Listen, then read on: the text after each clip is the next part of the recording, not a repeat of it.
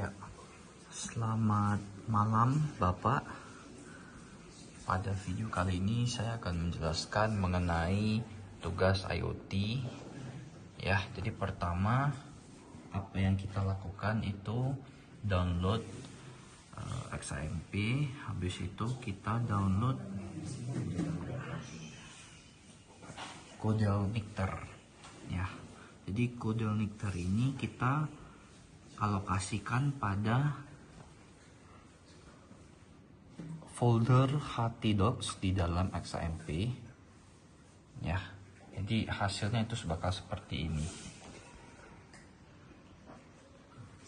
Codelnictornya bakal terlihat pada dalam folder htdocs. Ya, lalu melakukan pembuatan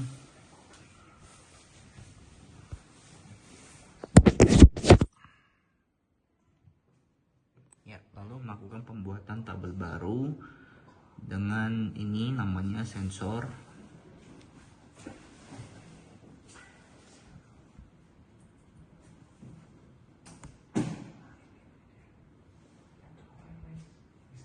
Ya, jadi ini ya. Tabelnya ada ID, motion detected, dan timestamp.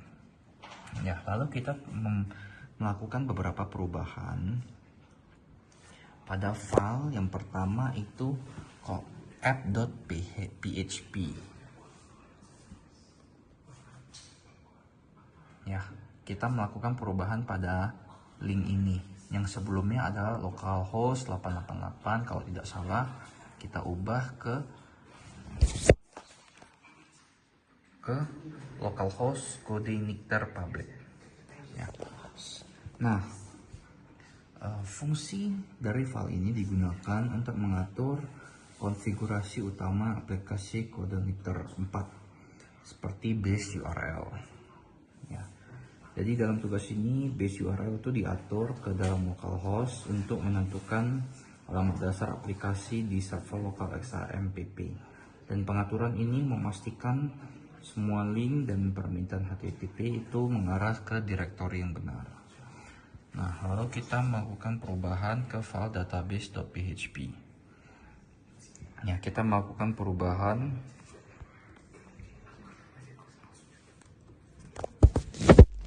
pada list ini. Ya, jadi ini fungsinya untuk mengatur koneksi ke database. Jadi di sini konfigurasi seperti hostname, username, password, dan database itu didefinisikan untuk menghubungkan aplikasi dengan database MySQL. Nah, lalu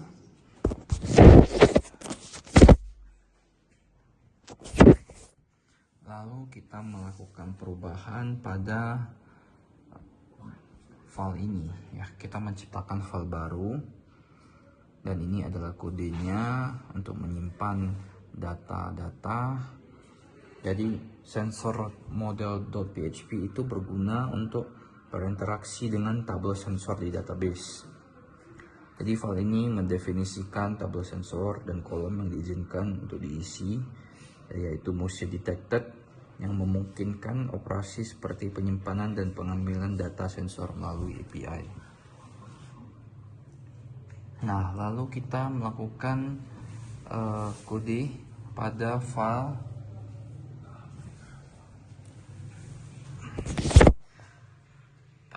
sensor.php. Ya, jadi sensor.php ini menangani permintaan API, dan metode create itu digunakan untuk menyimpan data sensor yang dikirim dari USB32 melalui post request. Ya.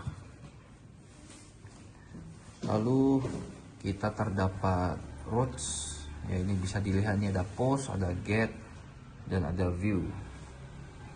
Dan fungsi file ini itu mengatur rute yang dapat diakses dalam aplikasi. Dan rute seperti ini itu seperti route post, ya, seperti post ini itu memetakan permintaan post ke endpoint atau sensor. Sedangkan yang get ini untuk mengambil data dan menampilkan ke grafik. Terakhir kita terdapat file sensor view. Ini adalah HTML-nya dan ini berisi JavaScript juga ya, untuk menampilkan grafik data sensor pair menggunakan Chart.js.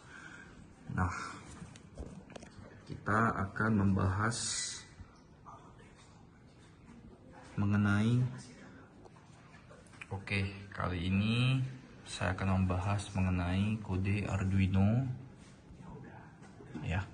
Yang pertama, ini seperti tugas-tugas sebelumnya, ESP32 harus terkonek ke WiFi, dan ini adalah nama-namanya, dan ini terdapat HTTP post yang sudah dibahas sebelumnya, dan ini adalah rangkaiannya simple, hanya menghubungkan pure sensor ke Arduino. Nah, pertama mari kita harus terhubung ke WiFi terlebih dahulu. Ya, jadi bisa dilihat setelah kita upload, ini datanya ya, yang diambil secara berhasil. Ya, jadi ini adalah grafiknya ya, dari data-data yang diambil setiap 5 menit. Dan ini adalah datanya, bisa dilihat. Maka tugas kali ini bisa dinyatakan berhasil. Terima kasih.